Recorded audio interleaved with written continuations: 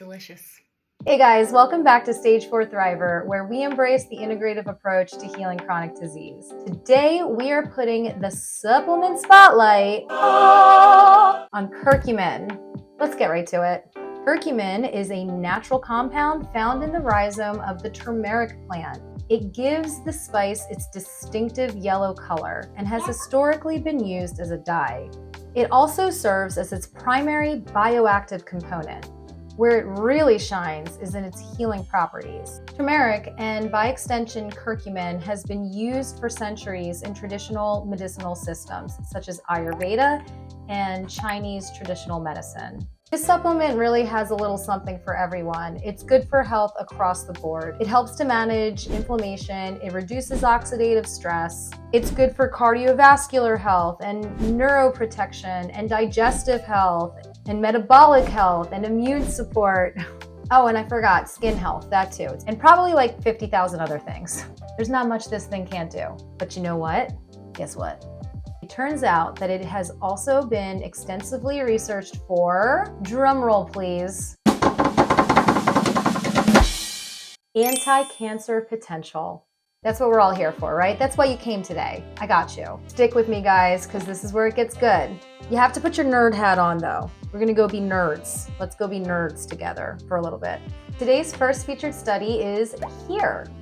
It's called Curcumin and Cancer, and it is chock full of gems. It discusses curcumin's ability to influence various molecular pathways involved in cancer progression, such as inflammation, oxidative stress, and apoptosis. The authors emphasize curcumin's role in inhibiting tumor growth and progression and metastasis across various cancer cell lines. Additionally, the review underscores curcumin's fantastic safety profile and its potential to be used as an adjunct therapy alongside of conventional treatment, suggesting that it could enhance the effects of conventional treatment while reducing unwanted side effects. Sometimes I feel like I'm a broken record because I just repeat these things so many times about the integrative approach. We are all about boosting efficacy and lowering side effects. That's what it's all about. Now, digging in a little more, we find that curcumin fights cancer in several ways.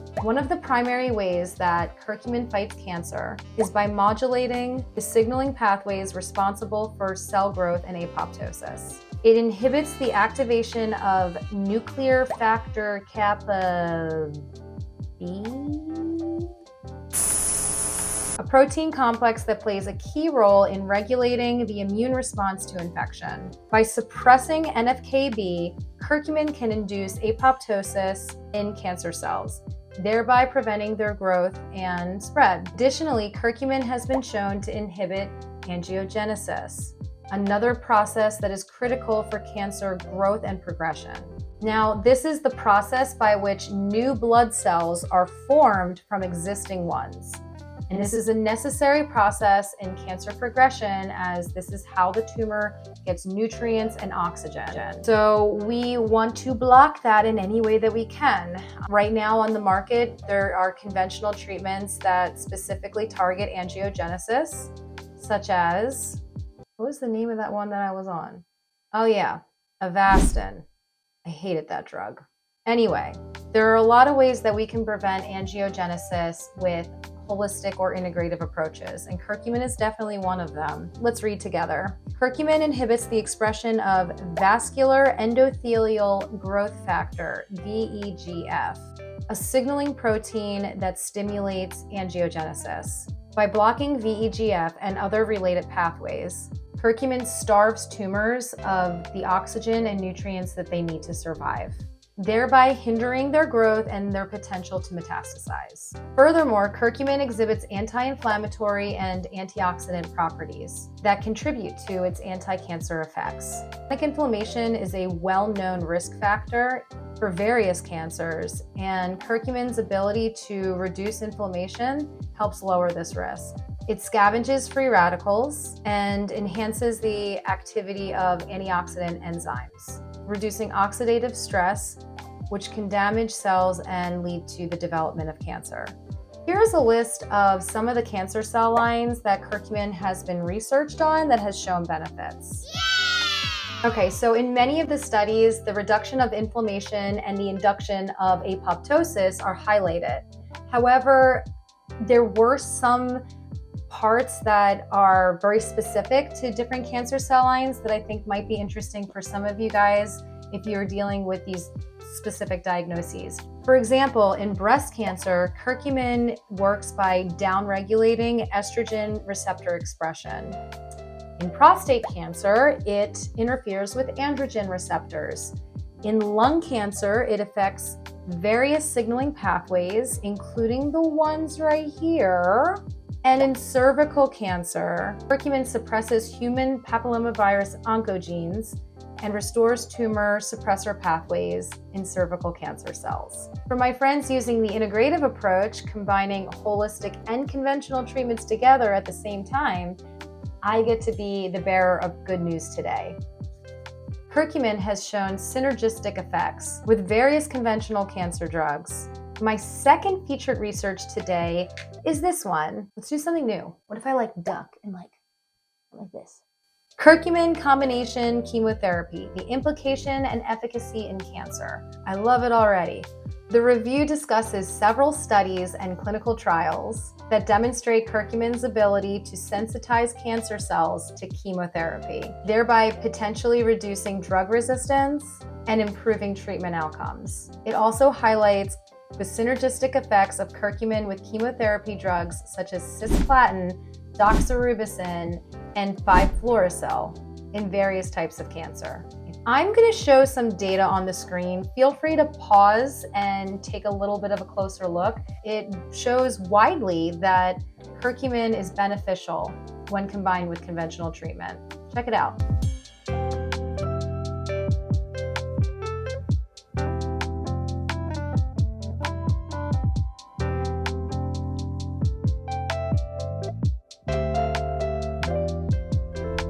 Oftentimes, the combination of conventional therapy and natural anti-tumor compounds increases the efficacy of treatment overall. Curcumin has been found to be an exceedingly effective tool in the toolbox of the integrative approach. And what's more, and this is one of my favorite things about curcumin, is that it's effective at all stages of carcinogenesis.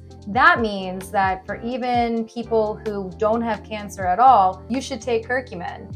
And for people who are stage 4 and beyond, you should take curcumin. So basically, if you're a human, you're breathing air, and you're on the planet, you should take curcumin. You should take curcumin. You should take curcumin.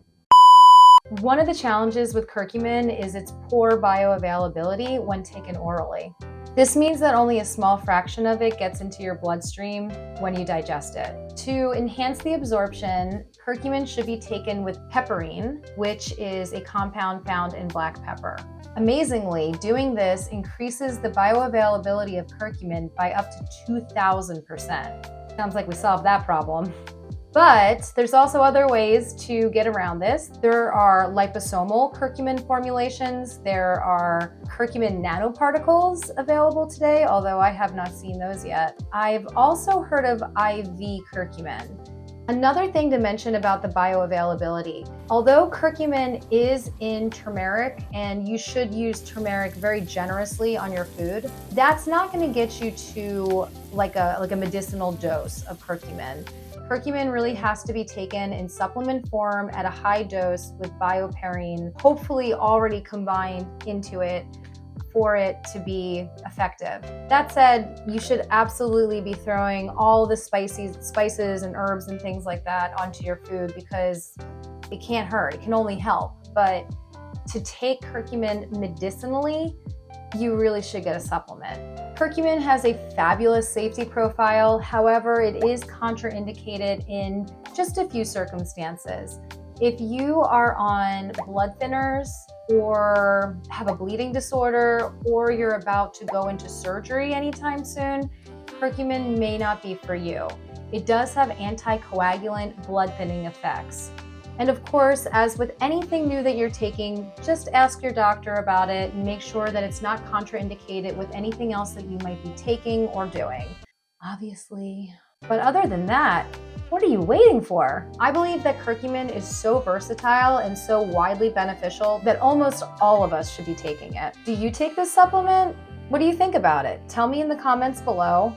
I would love to hear. If you want to learn about many more supplements, please make sure to grab my free guide, also linked in the description below. It is an integrative oncology healing reference index, and it has over 100 integrative modalities, remedies, supplements, medications, all the things that you can check out for free. So go get it. Please like, share, and subscribe. Until next time, keep thriving.